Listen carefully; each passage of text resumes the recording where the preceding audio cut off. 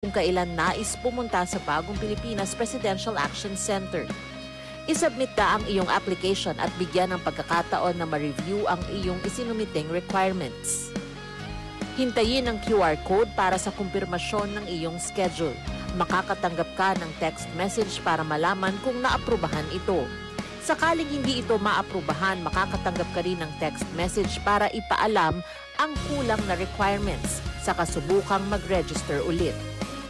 Kung nakatanggap na ng kumpirmasyon, maaari nang pumunta sa Bagong Pilipinas Presidential Action Center sa napiling schedule, dala ang QR code at ang mga isinumiting requirements. Huwag kalimutang dumating sa itinakdang araw at oras ng iyong appointment. Pinapaalala rin na siguruhing may kumpirmadong schedule bago pumunta sa Bagong Pilipinas Presidential Action Center para maiwasang magpabalik-balik. Simple at user-friendly ang pagpapa-appointment dito. Kaya wag nang mangamba dahil sa Bagong Pilipinas Presidential Action Center, tulong ay abot kamay na. Sa patuloy na paghahati ng balita at pagbibigay serbisyo publiko, kinilala ng prestiyosong Asia Pacific Broadcasting Plus Awards 2025 ang galing at dedigasyon ng Radyo Pilipinas. Patunay ito ng tapat na paghatid ng serbisyo sa mga Pilipino, maparadyo, TV at maging sa makabagong paraan ng paghahatid ng balita sa mundo ng social media. Sa pangunguna ni Presidential Broadcast Service Director Dindo Amparo, kasama ang lahat ng kawani ng Radyo Pilipinas. Inaalay namin ang pagkilalang ito sa bawat Pilipinong aming pinaglilingkuran. Radyo Pilipinas. Radyo Publiko. Radyo Pilipinas. Radyo Publiko. Radyo Pilipinas. Radyo Publiko.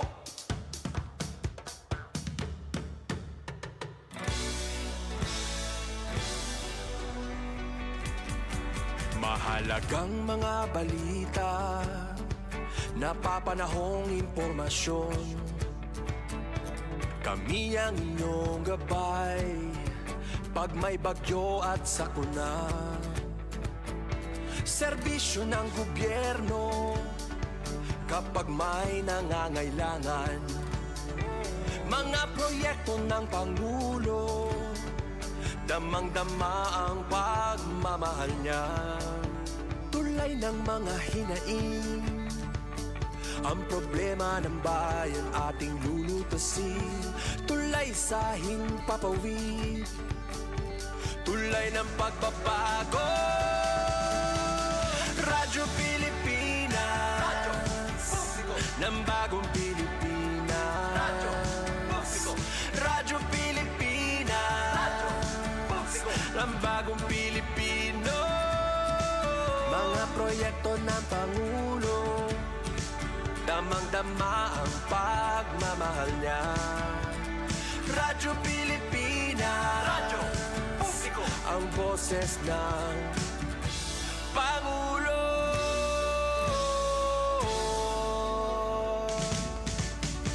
Karamay nyo kami, kahit malayo man kami nakakarating. OFW magsasaka, buhay ay iba't iba, san mang lugar ng bansa natin. Tulay ng mga hinaing, ang problema ng bayan ating lulutasin. Tulay sa himpapawid, tulay ng pagbabago. Radyo Pilipinas, Radyo Publiko ng Bagong Pilipinas. Radyo Publiko, Radyo Pilipinas, Radyo Publiko ng Bagong Pilipino. Mga proyekto ng Pangulo, damang-dama ang pagmamahal niya. Radyo Pilipinas, Radyo Publiko, ang boses ng Pangulo. Radyo Publiko, Radyo Pilipinas, Radyo Publiko, Radyo Pilipinas. Pakinggan, panoorin, agaran in real time o balikan sa pag-scroll up and down. Mga balitang dapat malaman, impormasyong tunay at napakikinabangan saan ka man sa buong kapuluan. Bangon sa bagong sigla, Kababayan. Kasama ang social media powered broadcaster ng bagong mamamayan. Tapat sa pag-uulat. Ito po ang Presidential Broadcast Service sa Kalbayog, Radyo Pilipinas, 882 AM. Balitaan, kwentuhan, chismisan at updates. Dinilang sa 13th Hour Avenue sa Radyo Pilipinas, Kalbayog.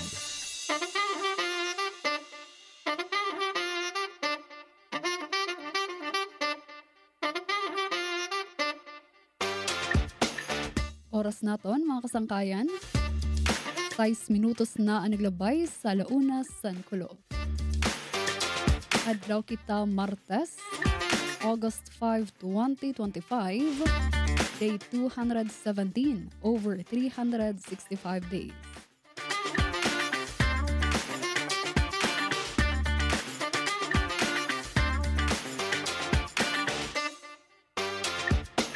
Good morning, good afternoon, good evening. Kumusta man ka mga tanan?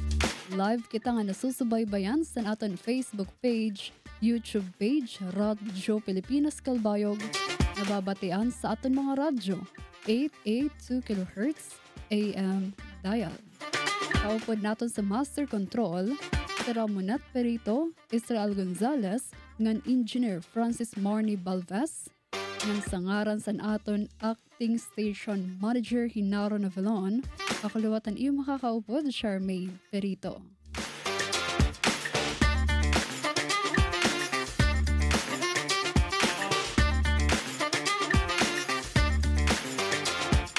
Okay, so yan ang adlaw mga kasangkayan.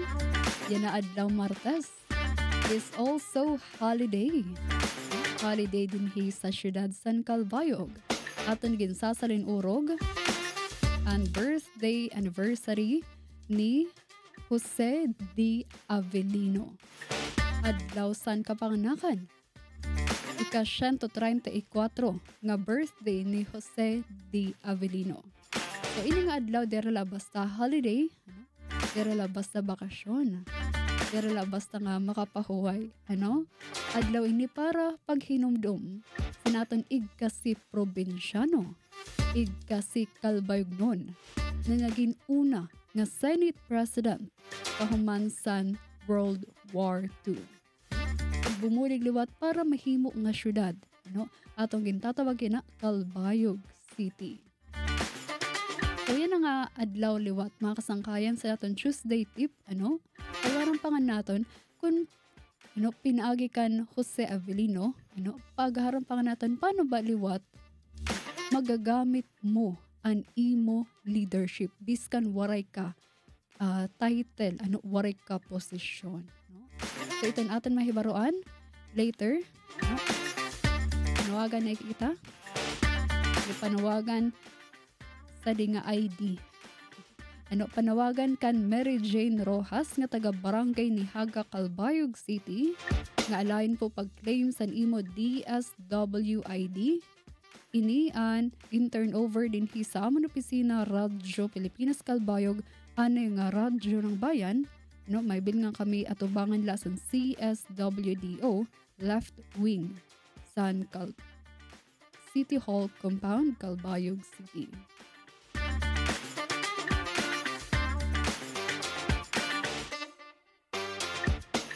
Okay, so announcement kita mga kasangkayan. Okay, so an announcement naton para sa bubuhaton nga Tandaya Festival of Festivals 2025 para yun ini nga adlaw Martes, magkakamayada street dance parade din mismo sa syudad San Calbayog. So an assembly point dida sa Nihaga Park yan na 2 p.m. So sa mga ma-attender, pwede na kayo magtemprano para magkamayada pwesto, makapwesto. So ganman, diri ka mamalimot nga pagdarasan payong, labi nakapasok yun na san panahon. Payong pagdara e-fan, electric fan, para maibanan man ini nga paso. Okay? So ang parade magtitikang 3:00 san kulop. So malibot ini ang final destination sa Calbayog City Sports Center para sa ground showdown nga bubuhaton pagka 6 p.m. So ini waray po admission fee. So libre ini nga pagpakadto sa Calbayog City Sports Center. So dadaan na iyo mga barkada, iyo pamilya para maghiling, mag-cheer san aton contingent nga nga festival kun diin kita nga munisipyo ubong to. Okay, so para sa naton traffic advisory, tinikangan 2 p.m. temporaryo nga sasaradaan ang piperang mga kalsada san Calbayog City proper nga agian san parada. So sa aton mga motorista, mga commuters, tanuhon na di yung biyahe gamit san mga alternatibo nga ruta kung pwede. So kitaon naton, ading rerouting scheme for Tandaya Festival nga ginpalusad San Calbayog Public Order and Safety Office Kapuso. So inigin pasar na sa sangguniang panlungsod sang Calbayog pinaagi sa Ordinance number 2025-24-548. So aprobado na po ini. So tanan nga southbound, may kita naton sa mapa ini nga color red nga linya, Tanan nga southbound sa Katbalogan magawas umaagi via Diversion Road. Tanan nga southbound sa Maharlika Highway naman, maagi sa pagbalikan bypass to Caramel Motor Pool, to Payahan Kahuraw Street, to Roweda Street, magawas sa Diversion Road, or kung tikang kamo sa Maharlika Highway, maagi sa pagbalikan bypass Barangay Dagum, to Kahuraw Street, to Roweda Street, magawas sa Diversion Road. And para naman sa northbound, adyan mapa naka-yellow, naka-highlight sa yellow nga mapa, sa Alan through Diversion Road, ng tanan nga northbound, adi usapa nga rerouting scheme, maagi sa Pido Street to Barangay Rizal, magawas sa Diversion Road. So again, sa tanan nga mga mabiyahe, makadidili sa Calbayog nga waray good importante nga lakat, so tigam na magkakamay da traffic niyan. So yan na temprano na magtemprano na kamo sa iyo pagbiyahe, or pwede magkita na la kita. Magkita na la kita sa parada. Mag-cheer kita sa natin contingent. Hadang festival. Hadang festival para sa Calbayog. So usa pa nga anunsyo naman.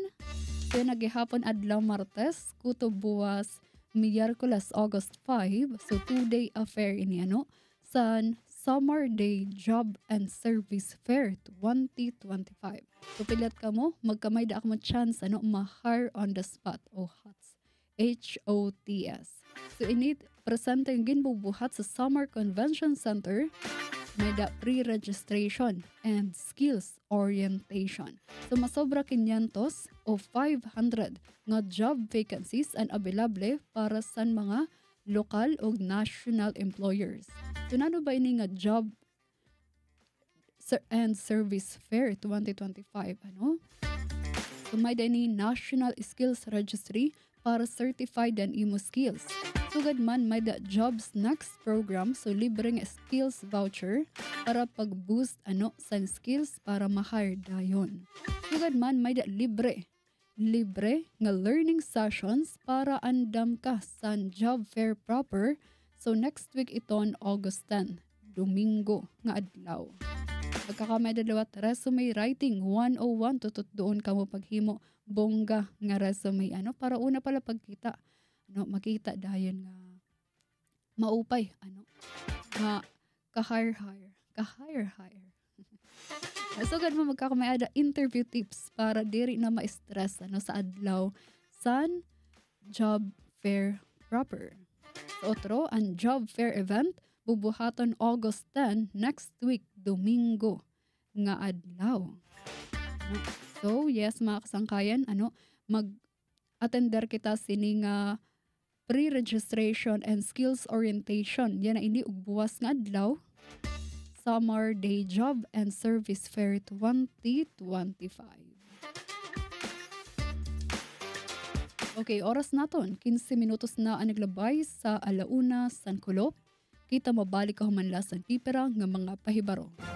News and current affairs, top stories of the day, business, sports, music, and entertainment. Dadalhin sa inyo ng mas pinaganda, mas pinalawak, mas pinalakas. Radyo Pilipinas. Radyo Pilipinas Calbayo, DYOG 882 AM.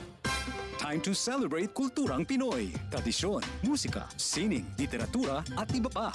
Anything and everything fun and Filipino. Ito ang Pinoy Kultura. There was a time when going to the wet market, we had a durable and dependable companion, always by our side. The bayong. It is a kind of bag that is originally and proudly Philippine-made. Ginagamit natin ng madalas simula pa noong Spanish era.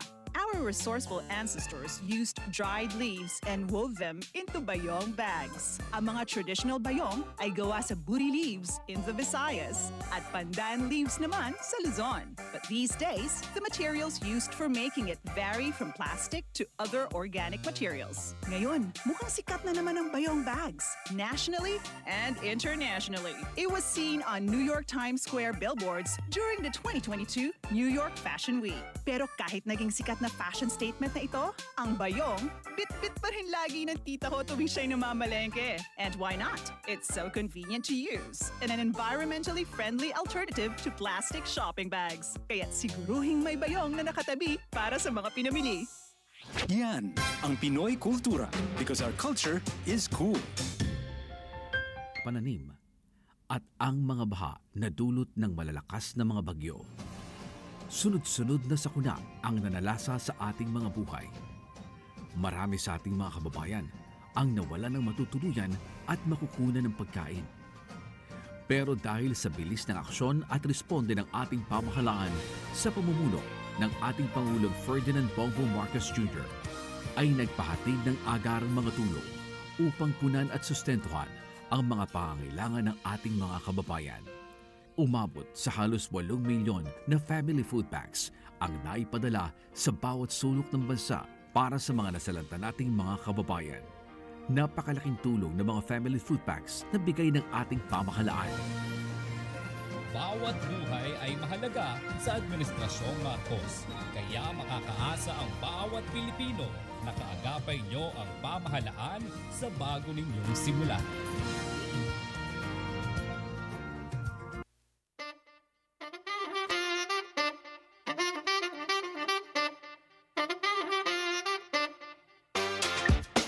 Oras naton mga kasangkayan. Yes, 8 minutos na ang naglabay sa alauna San Kulop. So, otro happy Tuesday and a happy holiday mga kalbayog noon.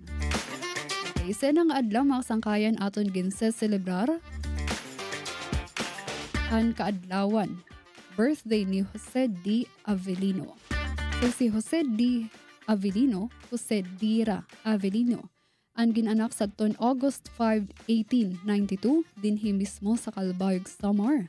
Ikang san simple nga pamilya, siya naging municipal councilor, naging congressman, naging senador, naging cabinet secretary, and eventually pinakauna nga Senate President sa nasod kahuman sa World War II. So grabe ini nga inagian, ini nga accomplishment ni Senate President Jose Avellino. So familiar ba ka mo ang primera kalye nakadikit ang ngaran Senate President Jose D. Avellino Avenue. Okay, so mga sangkayan balik kita dere la posisyon pagin Senate President ang naging aton gin hihinumdum kan Jose Avellino kaliwat ang nag-establisa sa pinakauna nga labor union dinhi sa Visayas. So iya ginduso ang katungod sa mga trabahante, mga nagtatrabaho. Way before nauso pa ang trending ng mga hashtags, pare pa sa to social media, pare pa sa to mga pa-shout out, mga sangkayan.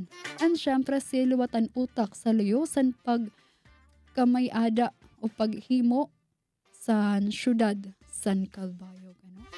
Nahimo nga syudad ang Calbayog pinaagi sa Republic Act number 328 sa tuig 1948. So kung proud ka Calbayog nun, dapat proud liwat kita sa legacy nga ginbilin ni Jose Avellino. Okay, so sakto sa aton tip yan nga adlaw Martes, mga kasangkayan hinumdumon naton nga ang leadership diri about san posisyon, it is about the actions. Pero igsingon biskan waray ka posisyon, biskan waray ka titulo, kaya mo gihapon maghimo mga pamaagi para makabulig sa ibang tao, para matawag nga leader, no? Yan ang adlaw, perfect time para pinsaron naton nano kayan aksyon, nano kayaan akong pwede himuon para makabulig ak sa tao, para makabulig ak sa akon komunidad. So adi naman karag naton mahibaroan kung nanon iyo thought, kung susundon niyo ini nga mga pitad ni Jose Avellino, nano an iyo pipilion. So mag-comment la kamo sa aton comment section sa atong programa 13th Hour Avenue. Letter A, pipilion nimo nga igduso an mga katungod sa mga trabahante. Sigad man, siguro unfairness, waray may maaabuso nga mga trabahante. Or letter B, comment kamo kung susuportahan niyo ang pag-uswag sa iyo komunidad. Ganwak sangkayan, comment lang kamo sa atong programa 13th Hour Avenue nga kung susundon niyo ang mga naging pitad ni Jose Avellino. Nano iyo pipilion? Letter A, pag-advocate sa workers' rights and fairness. Or comment letter B, pag-support sa growth o progress sa iyo komunidad. Of course, liwat, bonus point na, kung sisignan niyo. Ang rason kung kay nano napili niyo letter A or letter B, Okay, so yan na naman mga sangkayan, aton anay pamatian adi nga pipira nga mga balita nga aton naandam para yan na nga adlaw.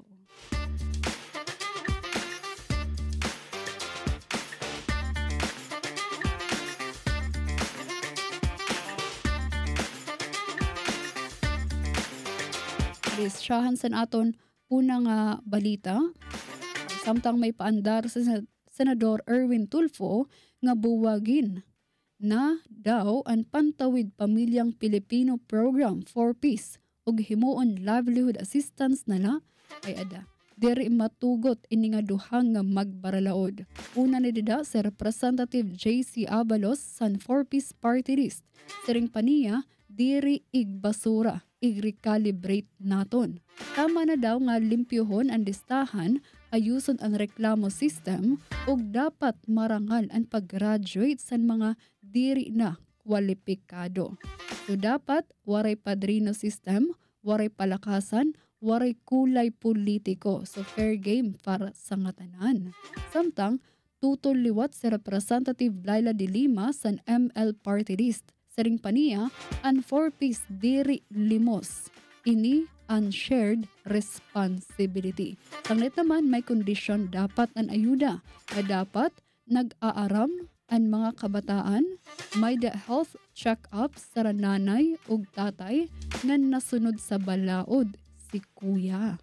Pero, adi pa, mga kasangkayan, nag-file pa si De Lima sa House Bill 1434 o gintatawag nga Expanded For Peace Act nga dirila basta panayuda. May darat ini kaupod nga adult education, livelihood training, job facilitation, ngan entrepreneurship para sa ngatanan. Ang punto sini nga sangkayan nga House Bill nga diri perfect ang programa aminado sira pero diri daw rason ini para paundangon na ang For Peace program. Pagkos parigunon ayuson ngan himuon nga sustainable.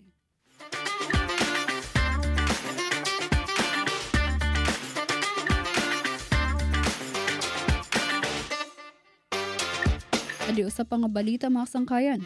Usa nga shipment tikang Belgium anumulpot sa Clark Freeport Zone sa July 24. Kunwari daw data cable roll. Pero, adi nahibaruan. No, na-flag dayon sa inspeksyon, pag-ulpot sa PDEA K9 units sa July 30, kumpirmado nga sa sulod sa 19 kg nga wooden cable reel may nakatago nga unom nga plastic pouches sa white crystalline substance. Base sa lab test, ketamine, usa nga delikado nga droga ilarom sa RA 9165. Ini nga nakatidad 25.3 million pesos. Target delivery pa naman sini dito sa San Rafael, Rizal. Dayo naman nag-issue ang Bureau of Customs, BOC, sa warrant of seizure and detention ug ang district collector nga si Sir Jairus Reyes in proud siya sa Port of Clark team. Sa ring paniya nga bantay sarado, sira dito, bawal ang pagpuslit sa mga droga. Si BOC Commissioner Ariel Nepomuceno na naman all out sa anti-drug war. Aniya, protektado ang kada Pilipino samtang aada sira nagseserbe. Adidugang pangabalita mga kasangkayan nga sadton July 29, may daduha pa nga shipments nga nasabat. Tikang Paris, kunwari animal food pero may da ecstasy nga nakantidad 265,000 pesos. Usa pa, tikang naman Austria, kunwari documents pero may ketamine nga nakantidad 260,000 pesos.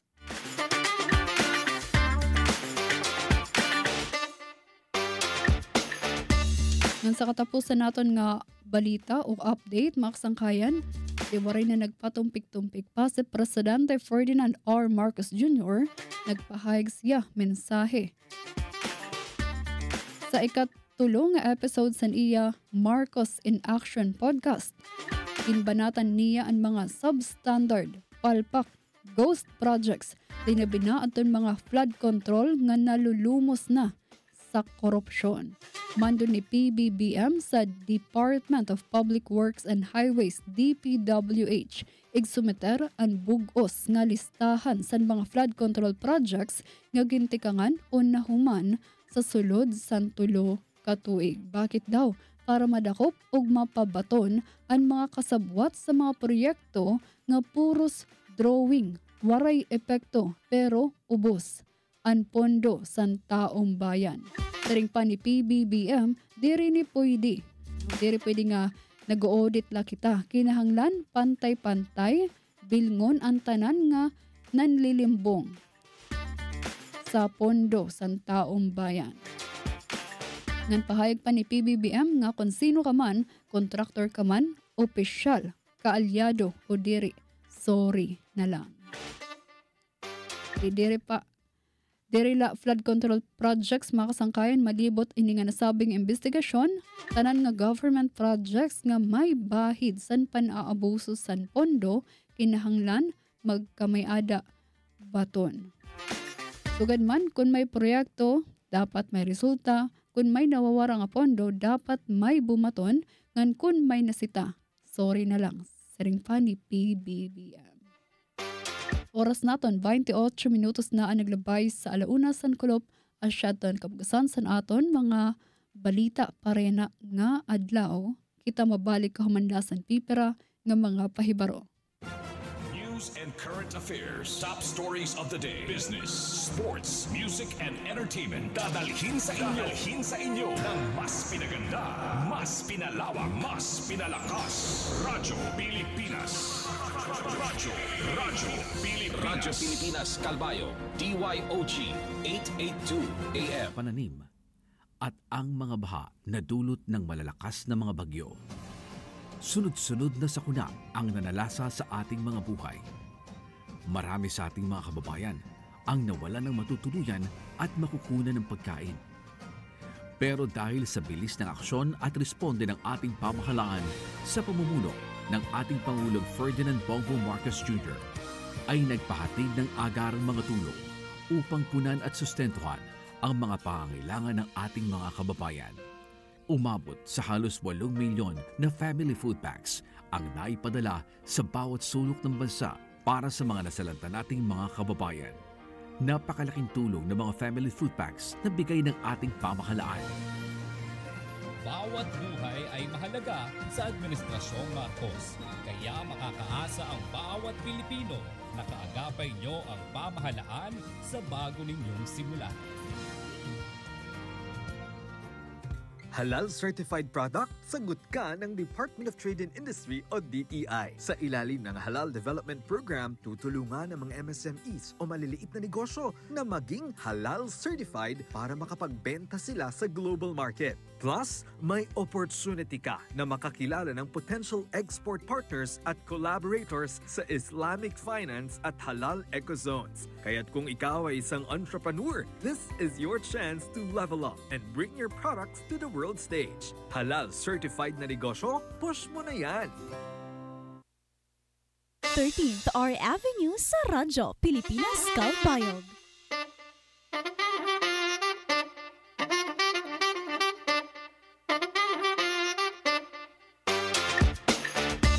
Oras naton mga kasangkayan, 29 minutos na lang nagpapabilin antis mag alas 2 San Kulo.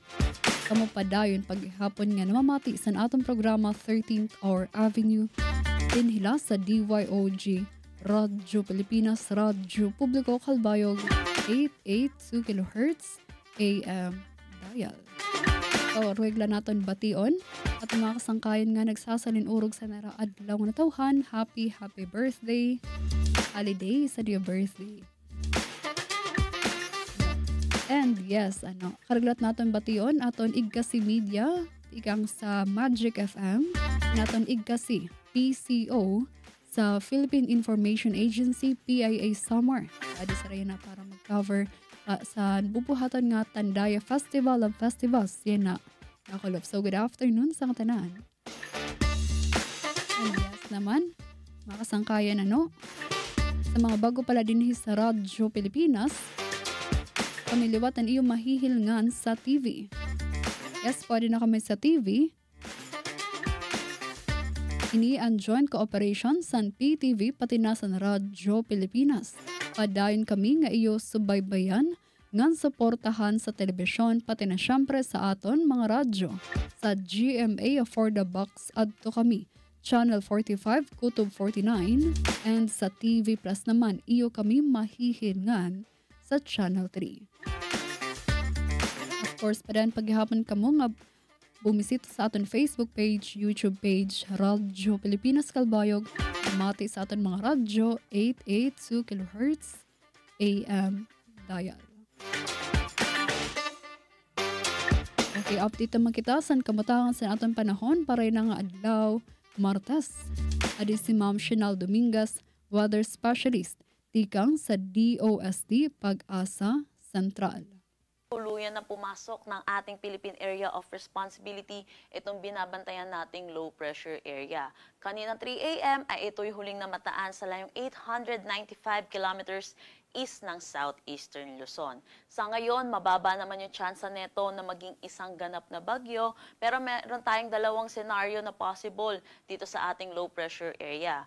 Una dito, yung close approach niya dito sa May Luzon bago ito kumilos northwestward palayo ng ating bansa. At pangalawa naman, yung pagtawid niya ng kalupaan dito sa ating sa Luzon. Ano mang senaryo yung mangyari po dito, inaasahan natin magdadala pa rin ng mga pag-ulan itong low pressure area natin, lalo na dito sa May Luzon, Bicol Region at Eastern Visayas. Patuloy po natin monitor itong low pressure area natin, kaya tutok po tayo sa updates na nilalabas ng Pag-asa. Ngayon din po ay nandito po tayo sa tinatawag nating monsoon break o yung mahina po yung epekto ng ating southwest monsoon. Itong southwest monsoon natin ay umiiral lamang dito sa may extreme northern Luzon. At inaasahan din natin, mababa din yung tsansa ng mga significant rainfall dito. At inaasahan natin dito sa may Batanes at Babuyan Islands, makakaranas naman sila ng maaliwalas na panahon. Para naman dito sa Metro Manila at nalalabing bahagi ng ating bansa, localized thunderstorm yung mga possible na magdala ng mga pag-ulan, lalo na sa hapon at sa gabi. Para sa magiging panahon natin ngayong araw, inaasahan natin magiging maaliwalas ang ating panahon, dulot pa rin ang tinatawag nating monsoon break. Pero inaasahan din natin, mataas din pa rin ang mga tsansa ng mga pag-ulan, lalo na sa hapon at sa gabi, dulot ito ng mga localized thunderstorms. So ugaliin po natin i-check ang panahon.gov.ph para sa mga nilalabas natin thunderstorm advisory.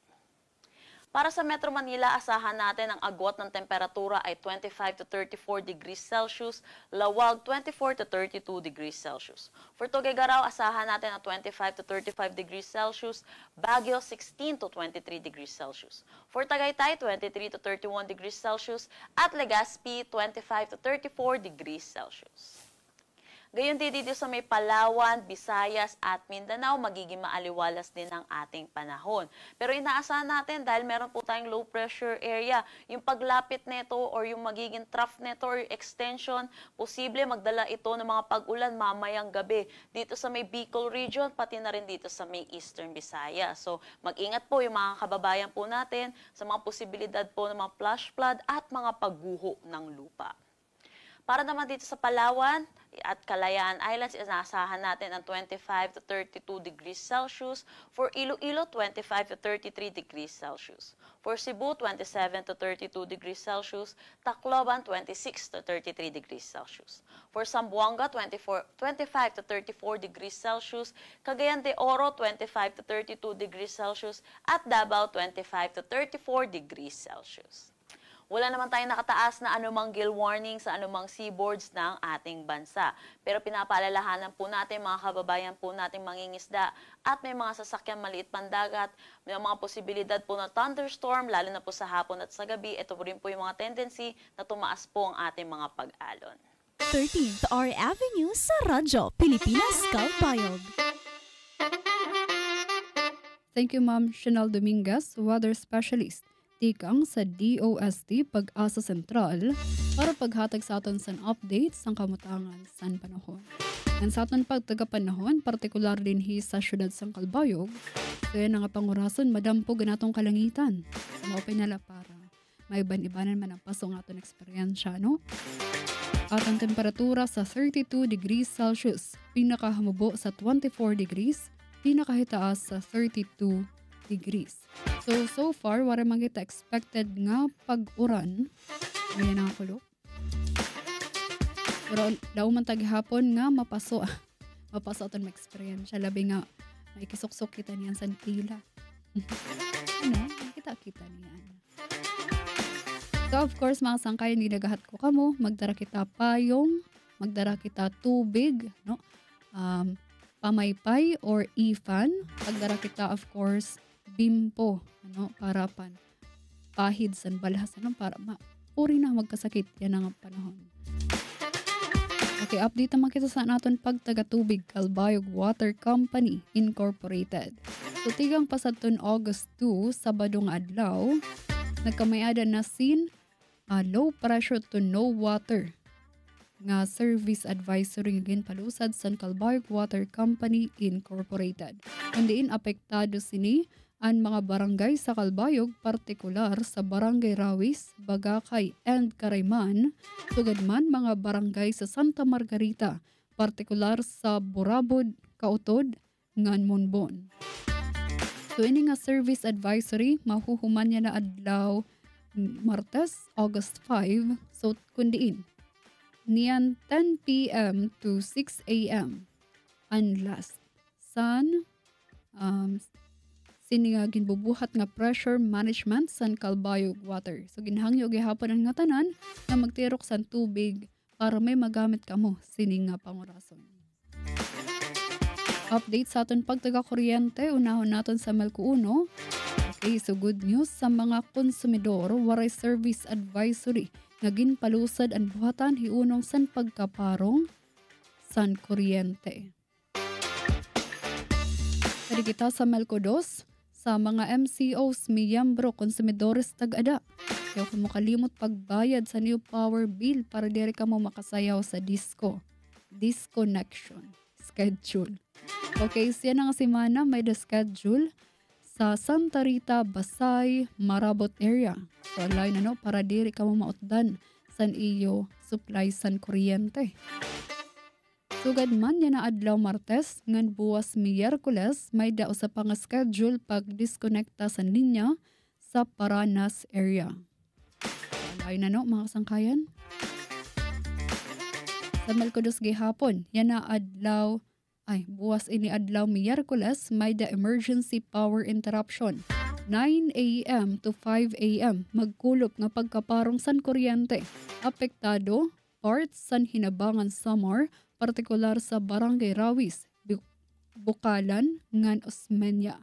Again, buwas ini adlaw Miyerkules 9 a.m. to 5 p.m. magkulop nga pagkaparong san kuryente, so pag-charge na dayon san aton mga electronic devices.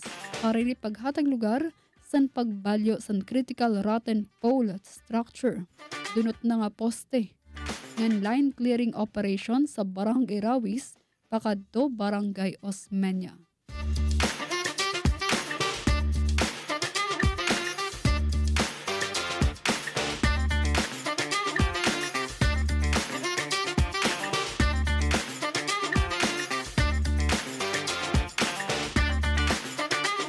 Okay, so sa Melcodos gihapon, may sa rididigin palusad nga NGCP power interruption.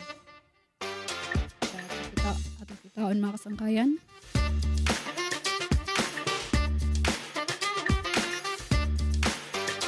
Buwas adlaw Miyerkules, August 6. Na magkakamiad ang madali ay nga pagkaparong san kuryente. 30 minutes scheduled power interruption. So 30 minutes sa alas 6 san aga, and otro nga 30 minutes sa 5 p.m. o posible mas temprano pa depende kung mahumandayon ang erag kita trabaho. Apektado sini Catbalogan City, Yabong, Mochong, Paranas, San Sebastian, San Jose de Buwan, Hinabangan, ngan Calbiga.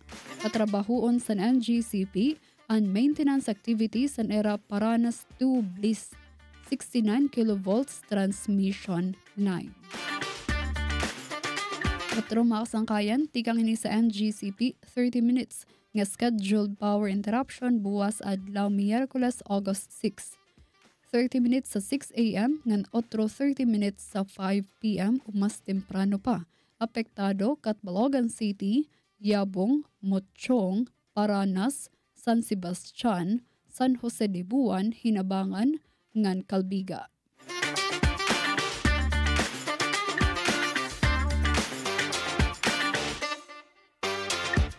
Sa katapusan, kadto kita sa Northern Samar pagtiga kuryente, Nor sa Melco.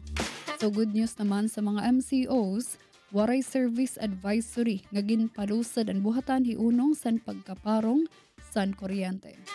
So asya to mga kasangkayan aton update pagtaga panahon, pagtaga tubig ngan pagtaga kuryente. Oras naton 10:08 minutos na lang nagpapabilin antis mag alas 2 san kulop, kita mabalik ka humanlasan pipera nga mga pahibaro.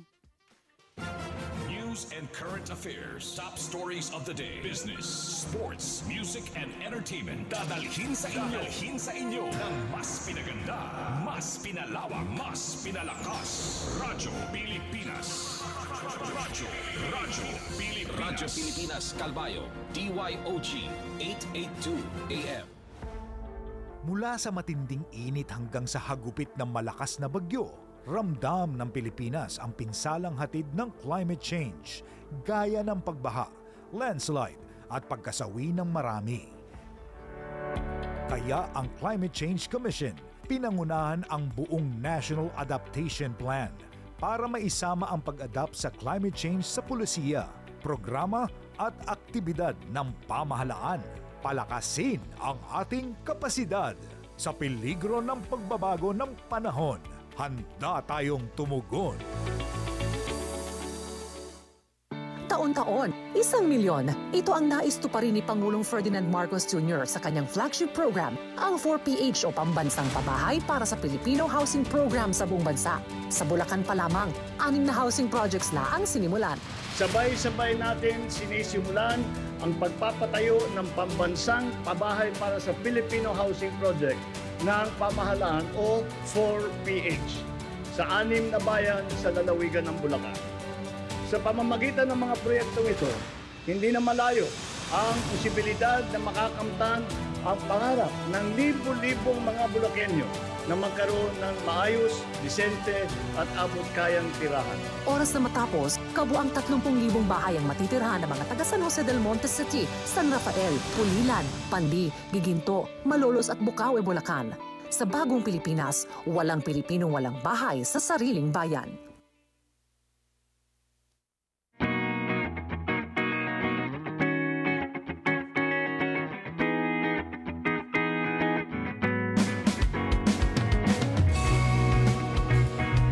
Oras naton mga kasangkayan, 15 minutos na lang nagpapabilin antis mag 2:00 San Kulob.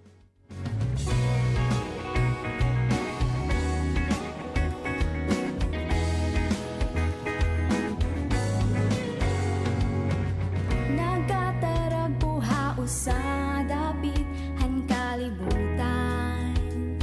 Ano daw lang rason? Dirik maarang bastaan akon la magchichil ako. Kumuha king gitara, di kang angko pagkanta, adto nagsarabay na. Bisan diri kilala, nagkakauro sa ibagut musika.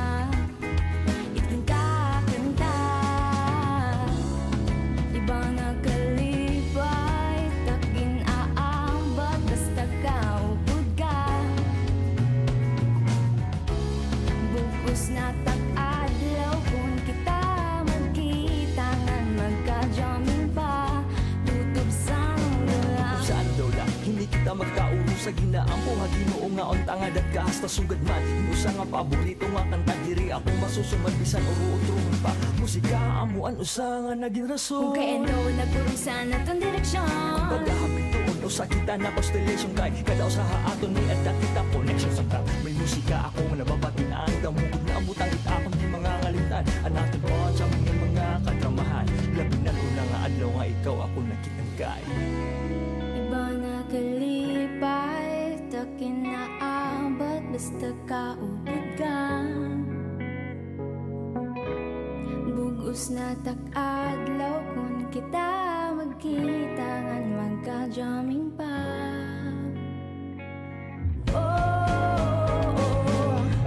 tutob sa no daw la untang dahit kahas to jamming na di mating kahit adon kasing-kasing uusala ng musika iting kakanta iba ang nakalipay takgin na abot basta kaupod ka bugos na tak-adlaw kung kita magkita ngan magka-jamming pa tutob sa nulula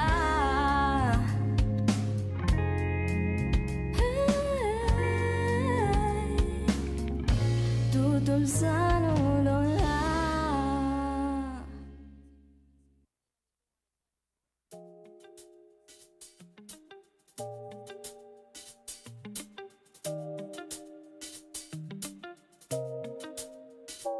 Di na magbibiling, di na manggulat kay nakitan ko na ang pelas nga maihak na gininingi waray makakabalayo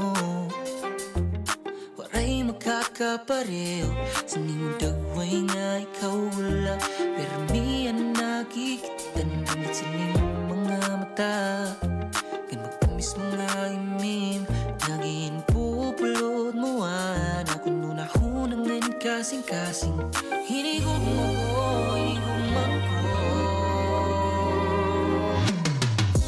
bisan pa sa kasirong ako'y mong insiwanan mabot man ang dari-dari mo aking payungan waray magpapasanin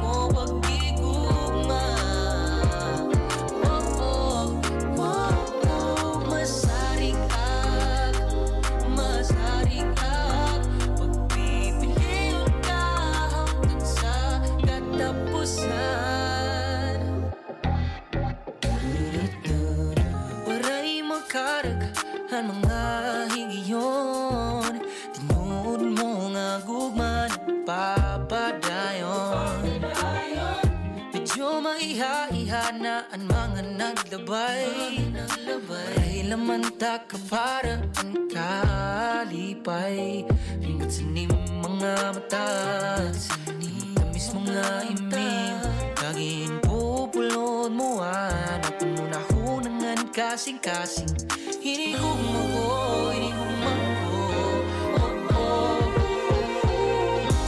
Bisin pa sa kasilong Ako imong insiwagan Umabot man ang pagkalong Dali-dali mong aking mayuman Para ipagkabasan mo pag-ikuman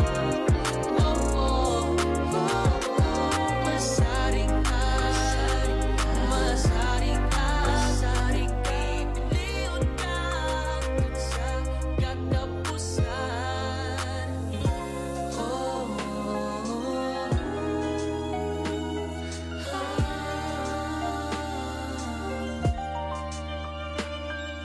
Ikaw ang rason sa nakong pagpadayon ng bato sa may kung nangapakiyan Naghatagkakulor sa nakong madalam nga kalibutan Ikaw ang rason sa nakong pagpadayon ng bato sa may kung nangapakiyan Naghatagkakulor sa nakong madalam nga kalibutan Higong mo ko, higong mo ko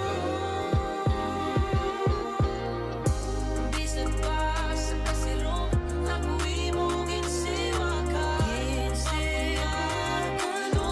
Dali-dali mo aking bayungan mo Para ipagpapasan mo pag-igugman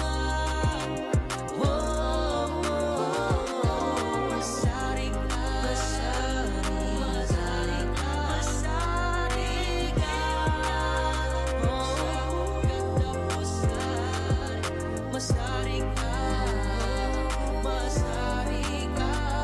piliyon ka sa katapusan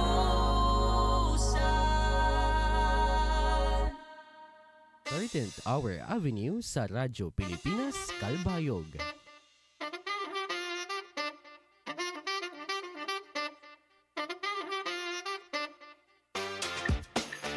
Oras naton mga kasangkayan, 8 minutos na lang nagpapabilin antis mag alas 2 san kulo. Otro anunsyo, adi ang rerouting scheme para sa Tandaya Festival. Sa tanan nga southbound nga sarakyan, mabiyahe naton sa Pakadukat Balogan via Diversion Road. Ang tanan nga southbound, tikang Maharlika Highway, maagi sa pagbalikan bypass to Caramel Motor Pool, to Payahan Kahuro Street, to Rueda Street, through Diversion Road, or kung tigang kamo Maharlika Highway, maagi sa pagbalikan bypass Barangay Dagum, to Kahuro Street, to Rueda Street, magawas sa Diversion Road. Sa tanan naman nga northbound, pakadtualan maagi sa Diversion Road, ang tanan nga northbound, maagi sa Pidex Street, to Barangay Rizal, magawas sa Diversion Road. Okay, oras naton mga kasangkayan, 7 minutos na lang nagpapabilin antis mag alas 2 san kulop. Bueno, di na nagtatapos sa aton storya. Magkita-kita naman kita buwas nga adlaw, Miyerkules, August 6, 2025, ikang 1 p.m. to 2 p.m., Monday to Friday, sa lain nalawat nga edisyon sa aton programa. Nakaupod naton sa Master Control, si Ramonet Perito, Israel Gonzalez, ngan si Engineer Francis Marnie Balves, ng sangaran sa aton Acting Station Manager Hinaro Navalon, ako lawatan iyo nakaupod, Charmaine Perito. Day 217 over 365 days. Happy Tuesday. News and current affairs